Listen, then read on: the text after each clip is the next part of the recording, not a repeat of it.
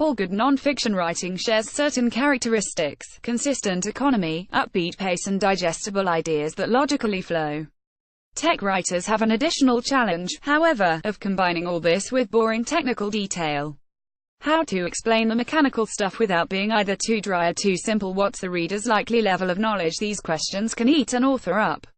I imagine science writers have the same difficulty, but this problem weighs especially on tech writers, because the composition of a piece of software, an encryption standard, or a machine learning algorithm has a direct bearing on how it works and therefore how it affects the world.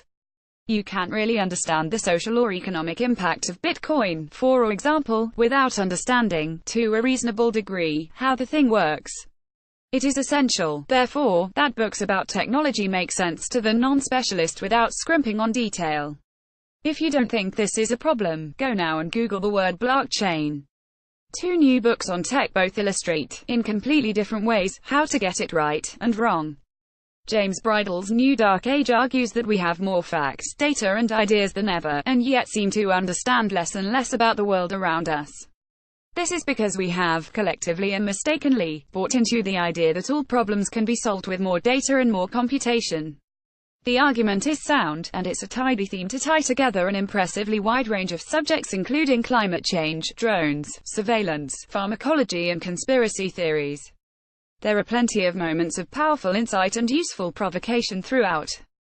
His section on the replication problem in scientific studies is excellent. The description and analysis of the bizarre world of children's YouTube video recommendations is harrowing and fascinating.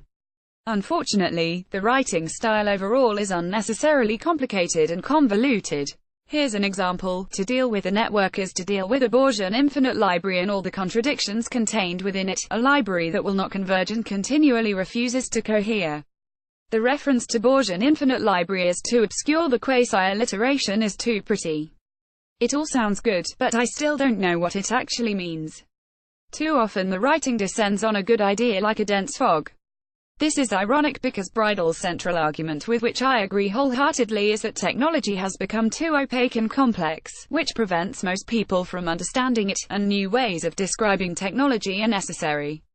But what's the good of replacing the tyranny of technological opacity with an equivalence in prose? There was and is no problem to solve, only collective enterprise, the emergent, unconscious generation of a tool for unconscious generation, he writes.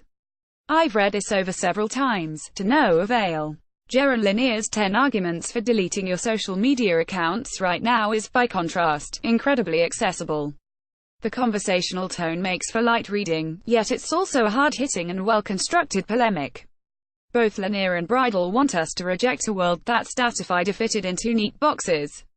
But rather than embrace complexity, as Bridle suggests, Lanier says, plainly, turn off your social media and regain your free will, concentration, data, and empathy.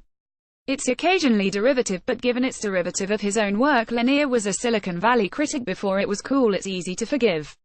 Every author will tell you it's easy to write prose that's hard to read, but very hard to write prose that's easy. Lanier has a genius for conveying important ideas in simple ways without sacrificing essence or detail. The problem occurs, he says, when all the phenomena I've just described are driven by a business model in which the incentive is to find customers ready to pay to modify someone else's behavior. Isn't that clear and yet informative? However, Lanier's book occasionally suffers from the opposite problem to Bridle's. It's so simple that sometimes the reader feels mildly patronized. For instance, it might not seem like it at first, but I'm an optimist. I don't think we have to throw the whole digital world away. A lot of it's great. This is stylistically similar to a Donald Trump tweet, and also feels as if it's aimed at a precocious 9-year-old. All tech writers have a problem with repetition. If you're writing about Bitcoin, say, you have to find a way of not repeating the word 10 times a page. Repetition avoidance is far harder than you might think, and a real nuisance. Lanier's main target of attack is not the internet as a whole, it's the large social media platforms that are driven by the logic of free services in exchange for serving ads. He calls this behaviors of users modified and made into an empire for rent, and turns it into an acronym, BUMMER. Fine. He then proceeds to use BUMMER, always in capitals, 321 times in a book of just 144 pages.